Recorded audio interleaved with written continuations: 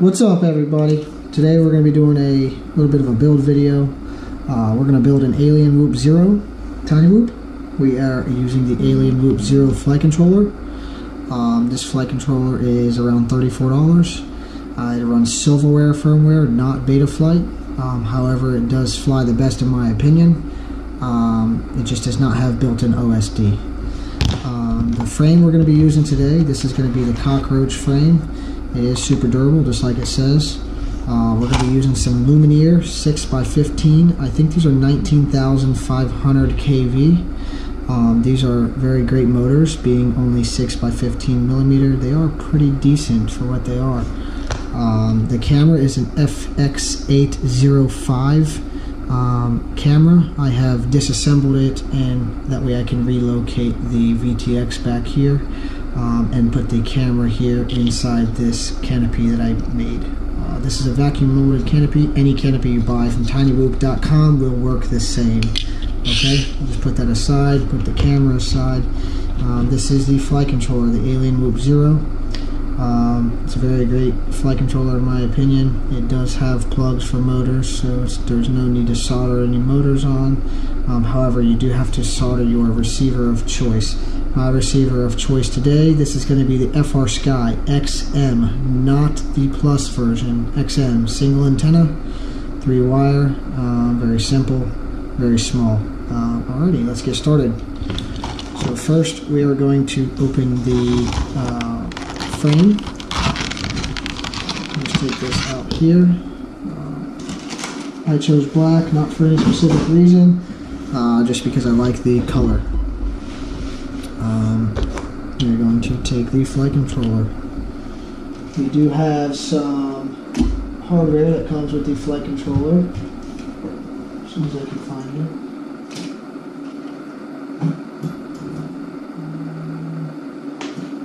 Give me 1 second, guys. Here it is. Alright. So we have some hardware. This is some just mixture of rubber grommets that slide into the flight controller corners, like so. You just kind of push them and wiggle them in until they're in. Do the second one here, and the third, and the fourth. Alright, we got that set up. I think what I'm going to do first is I'm going to solder and bind my receiver. So let's go ahead and get that done, okay? On the receiver, on the FrSky XM, you can refer to the package here for the wiring diagram. The wiring diagram is as shown. So you have ground 5-volt S-bus. I'm going to go ahead and solder the 3 wires I'm using today to the receiver, and then we'll get it soldered to the flight controller.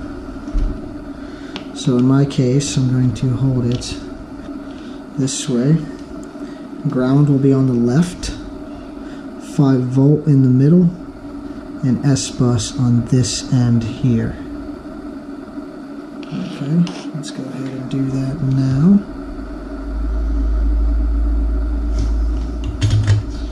Grab a small piece of tape. I'm going to use double-sided tape just to hold some things down so I can solder them.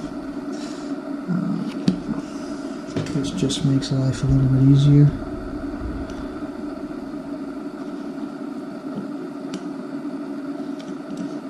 There we go.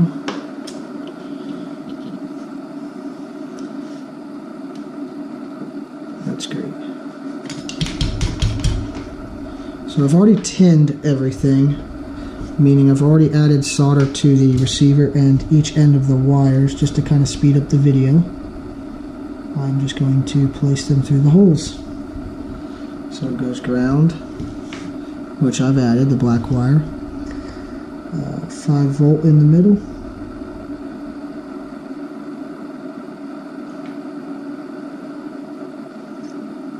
I just like to do my best to get them through the holes. It's always a stronger connection going through the board.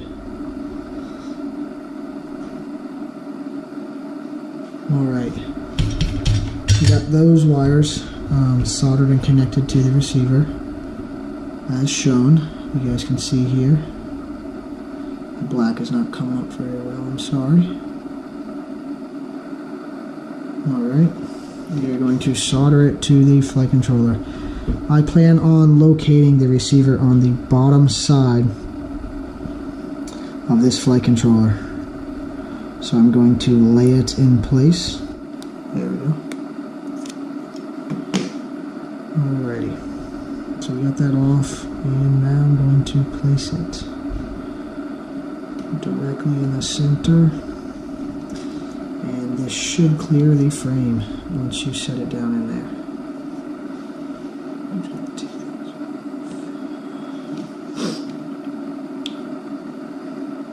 Alright. Now we can go ahead and start soldering to the flight controller.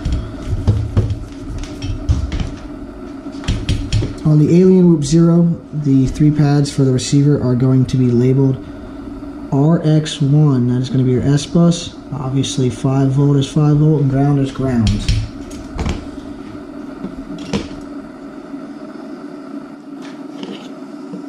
Let's go ahead and do S bus first. Again, that's going to RX1. We got that finished there. We're going to add 5 volt. Goes to the 5 volt pad. And ground goes to ground. Real simple, real quick, nice and sleek. I'll go ahead and give you guys a peek. So we got that all finished there. If it would focus. I'm not sure. But it's nice and clean. Easy to see what's going on. Okay, so I'm going to bind this receiver. So let's get a battery. We're going to grab the transmitter. And we're going to get this thing bound. Give me 1 second, guys. I'll be right back.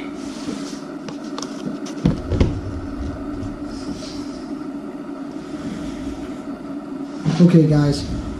Now, you will need to create a model in your transmitter and set that up. I will link a video in the description below. Please refer to it and just follow along. It is kind of lengthy, but follow the procedures and create the model. Once you have that set up, we can go ahead and bind. Okay, I'm going to select my model. This is my newbie alien. I call it that for the reason that I salvaged parts from a newbie drone and added an Alienwhoop flight controller. So we're going to go in, we're going to press page once, we're going to go to page 2. Okay, if you can see here in the top right corner, we're page 2 out of 12. We're going to just scroll all the way to the bottom. I jumped to the bottom, I went to the opposite direction. We're going to click bind.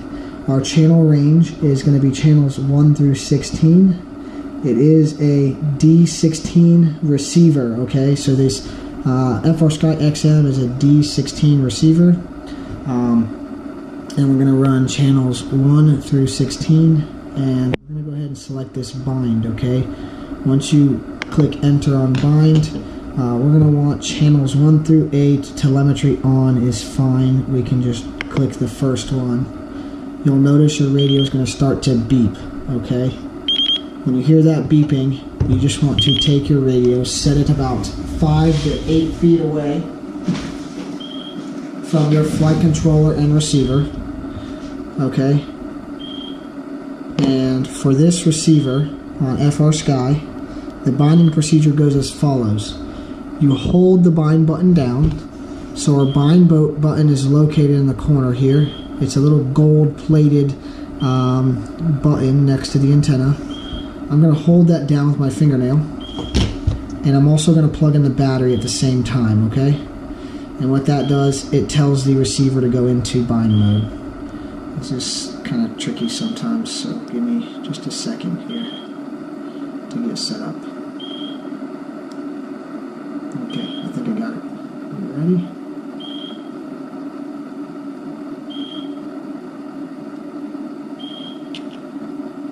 Alright, so now we see a one red light and flashing and one solid green light. What I'm going to do now is I'm going to take my transmitter. So I have my transmitter here, and I'm going to exit down here in the bottom left corner. I'm just going to click exit, go all the way back to the home screen. I turned my radio off. I don't know how many people do, so I'm going to go ahead and put that to sleep. I'm going to unplug my flight control and receiver. What I'm going to do is I'm going to first turn on the transmitter. Welcome to OpenTX. Alright, we have our newbie alien model set up there. It's already on. We're going to plug in our flight controller, and what we should see is the light on the receiver turn from red to a solid green. We have one solid green light now. That means our receiver is bound and working properly. I'm going to go ahead and turn my radio off. We're done with that at this moment. Alright, I'm going to plug our battery. Thank you. And we are now ready to set the flight controller into the frame. These rubber grommets will fall out left and right. So do not lose them.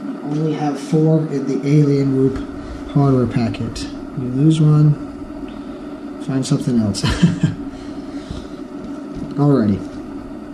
So we're going to set this down in here. The frame is, I believe, directional. So the frame here has these two. Let me put my hand behind it so it's a little bit easier to see. It has these portions in the frame here that kind of connect to the front screw hole. And the back, you'll notice, it doesn't have anything here. It's kind of open. This is the back, this is the front. Okay, so if we flip it back over, now our front is facing this way. And on the flight controller, there's also arrows. So there's an arrow facing forward on the top of the flight controller, and also an arrow on the bottom, which is now covered by the receiver. Okay? So just correspond the arrow to the direction of the frame. And we are going to stick the wire for the battery down through the back hole. And you're going to want to set your flight controller. Rubber grommets, you just want to push down onto the screw holes. You'll see what I mean when you get there. Alrighty, that's finished up now. It's time to solder the camera to the top of the flight controller, okay? So we have our camera here. It looks like a mess, I know, because I have it separated. This camera was hard connected like this, where it just was one camera. So I disconnected them and I added these wires in between. That way I could lay the VTX down in the back and mount my camera inside of the canopy, like so. It just gives it for a nice, sleek, balanced look, and also flight, because the weight is sort of balanced all around. So I'm going to go ahead and push the camera lens through the canopy. That fits nicely. These canopies were designed for this specific camera. They have the extra room up here in the two areas here for that camera board to sit. Alright. So now I think I'm going to leave this power wire just a little bit long, positive and ground just a little bit long. Just that way I have some room to take it off or take it apart and pull the camera off the frame or the flight controller a little bit sometimes. You never know. It's not going to hurt, just an extra couple centimeters. So what I like to do is strip the wire, give them a good twist so there's no strands, mainly so they don't touch each other, the two different wires. Get them twisted good. Okay. I'm going to stick plate down to the double-sided sticky tape I have on my bench.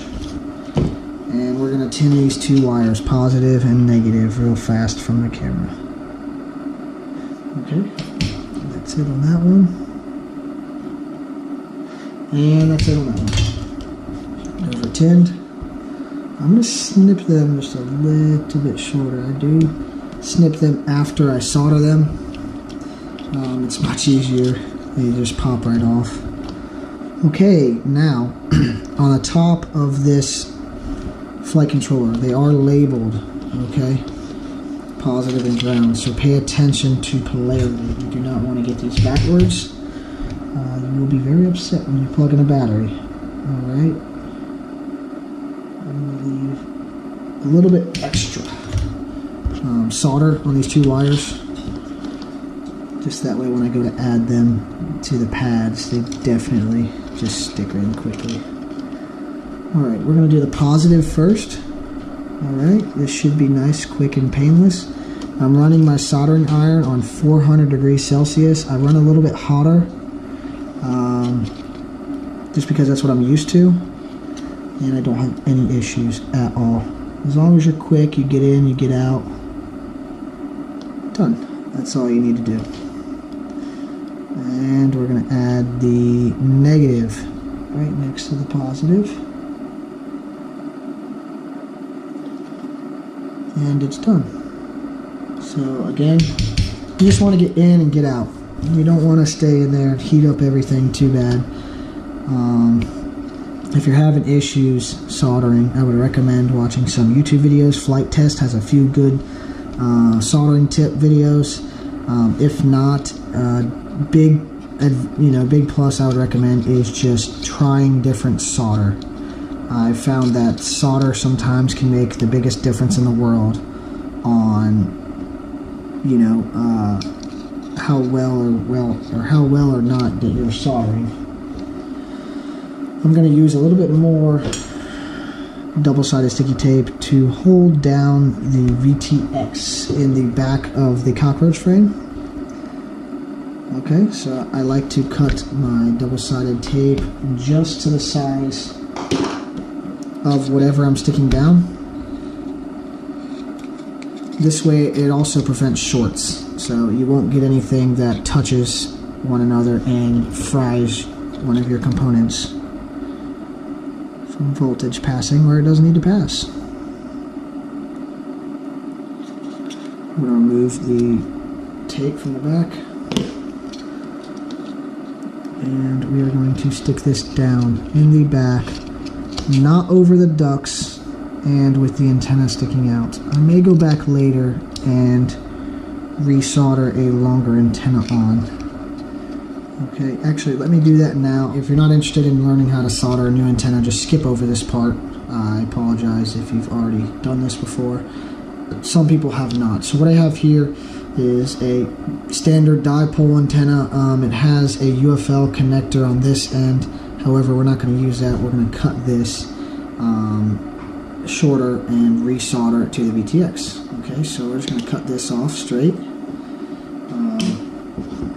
And then what I do is I lay it down on the table, and you're going to lightly cut through the brown coax cable, just enough to get through the outer shell, the little brown coating on the outside. Okay, you don't need that plastic, just about a millimeter long. Remove that outer shell. Once you get inside the antenna, you'll see that there is an outside metal layer and also another coated wire on the inside. So that coated wire on the inside, that is going to be your actual antenna signal wire. That's the one that is important. So just give me a second here to remove this brown outer layer. Okay.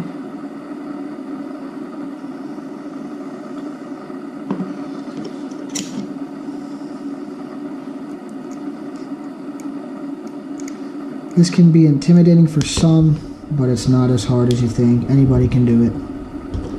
Just takes a little bit of patience. Now what I'm doing is I'm going to separate the strands of the ground strands around the signal wire on the outside. I'm going to separate them into two little groups, one on the left and one on the right, and give them a short little twist. Okay, so that's going to be our ground that we're going to solder here in just a second. You're going to see. Alright. And we're going to strip just a very small bit off of the clear shrink around the signal portion of the antenna. Okay? Just a little bit. Doesn't take very much at all. Bear with me just a second. You just want to make sure none of your grounds are touching your signal. Okay, and then now we can go ahead and tin this. I'm going to lay my soldering iron down. Sometimes this is how I tin if it's something very small. I'm going to tin the ground portion on the outside of this antenna.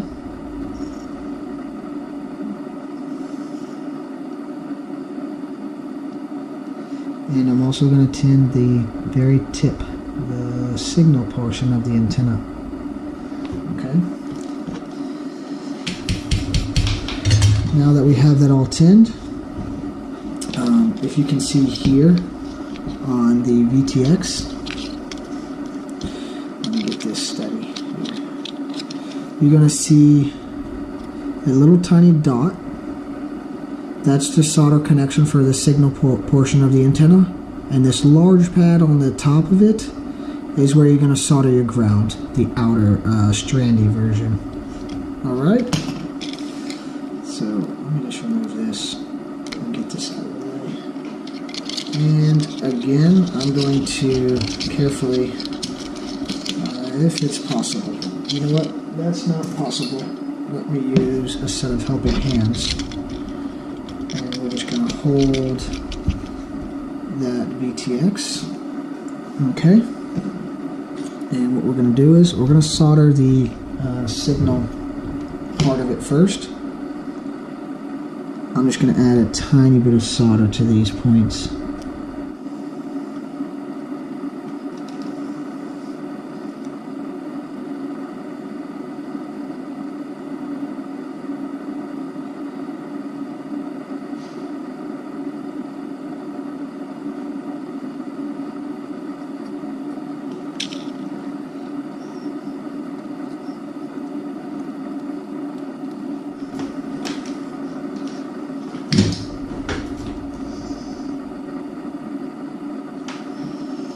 There, that is beautiful.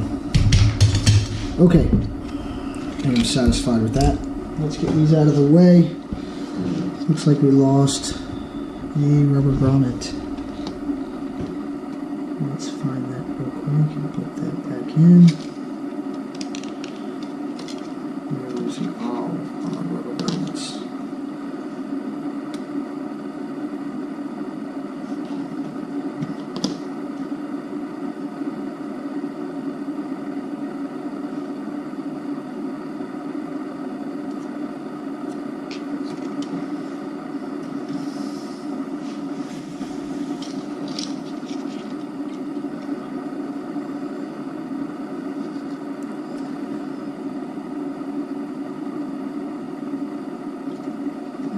Okay, let's set this back down in there.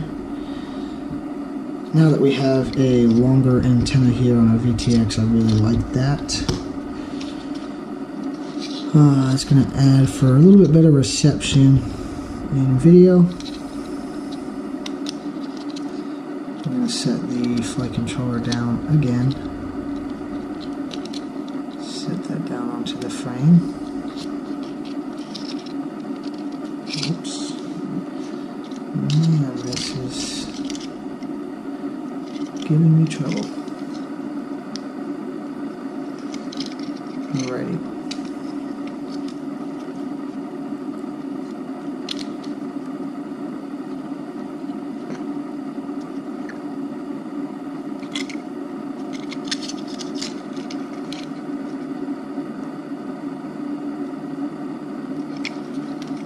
There we go.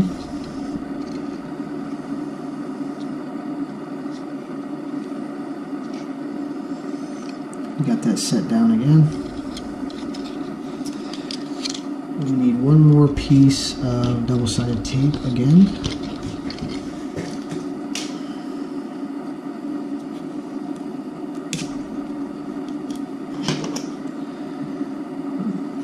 Get rid of that.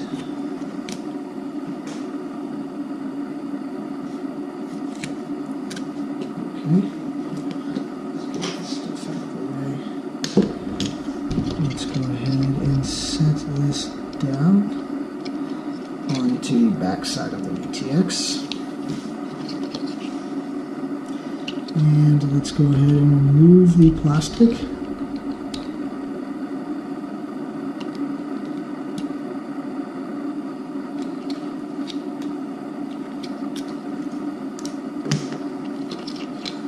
All right.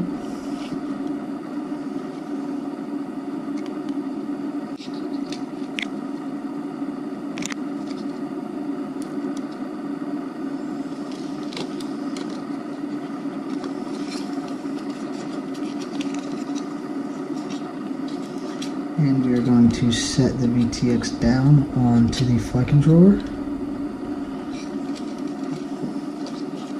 And just give it a little bit of a firm press.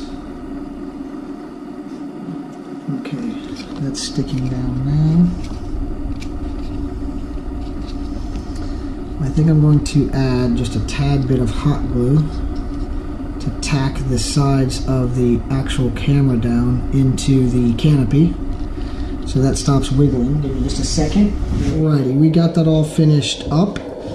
As you can see here, I also tacked down the antenna around the outside of the duct. It kind of keeps out of the way. It's nice and sleek and protected, so that came out very nice. The canopy is screwed down. It's not going to go anywhere. The camera lens is just barely hot glued in. Now the last step is just going to be adding motors. So this setup is going to run on the Alienwhoop ZER0 board. If your lens is facing away from you, your motors are going to spin in the direction towards the center screws here on the sides of the canopy. So away from the lens and away from the antenna, away from the lens. So in this case, that's going to mean your red and black wired motor is going to go in the front right. So just feed the motor wire down in.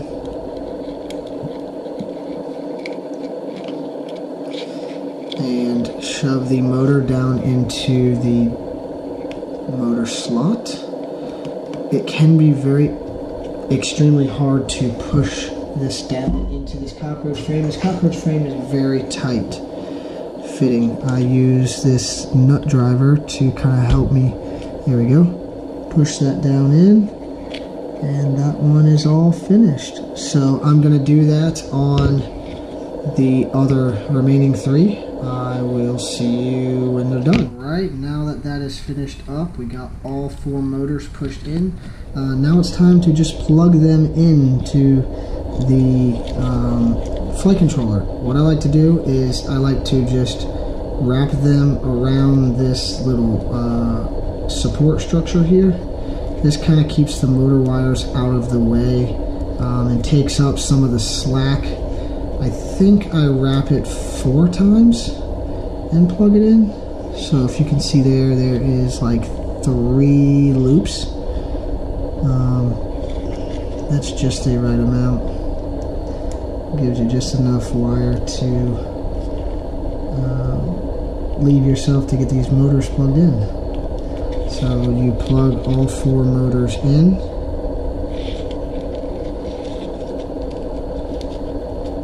Alrighty, just finishing up the last one here. Let's get this guy plugged in. Alright, so that's 4 motors plugged in. The next thing we need to do is just add some propellers and go for a fly.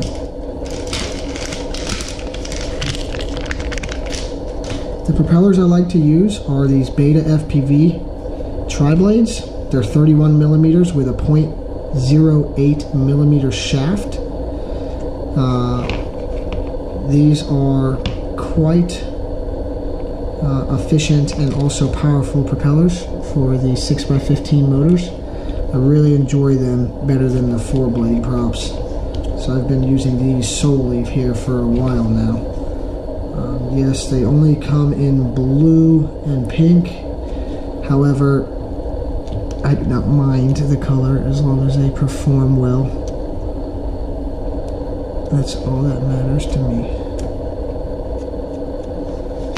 Okay. Make sure your propellers are being put on in the right direction, corresponding to which way your motors are going to be spinning.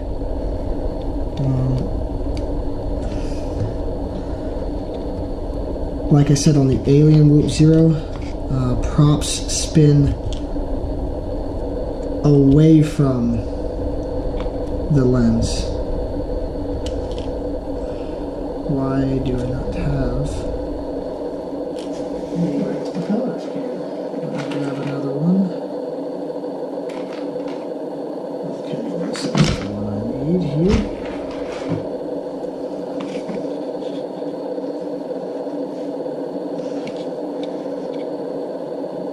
These ones also fit very nice and snug.